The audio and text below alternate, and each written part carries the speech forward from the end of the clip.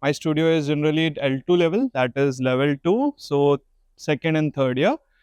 The unit focuses on planning and organization, and the topic has been constant throughout. So we are dealing with spatial design, that is experientially engaging architecture.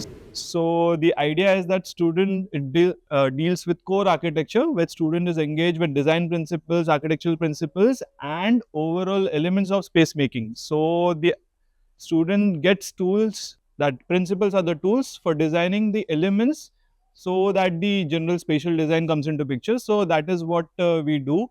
So the process is very simple. We either start with the planning aspect, or we start with the sectional aspects. So looking into either through planning processes, how things evolve into architecture, or through sections, so how they evolve into architecture. So that is what we are trying to figure out. My approach behind the studio is very simple, that at the end of the studio, a student should be very sensitive towards the space. So if they are sitting, what they are feeling; if they are standing, what they are feeling; how is the space, so how you use the elements, how you use the opening, roof, everything, the levels, everything. We don't touch materiality in general, because that is a very different focus, but the idea of space is what we are trying to achieve. My studio is actually completely based on handwork and modeling.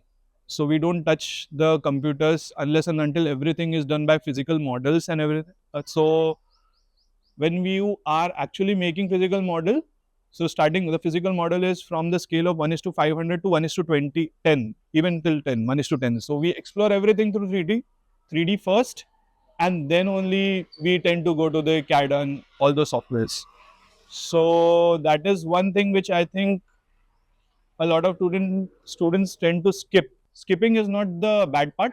It comes with experience. Okay, if you are making a straight line in AutoCAD, that comes with experience. Okay, this is 200 meters, what it will be feeling. But just because a second year student, if he or she is capable of that thinking, then fine. Otherwise, I think the process is more important, and the process tends to explore models more.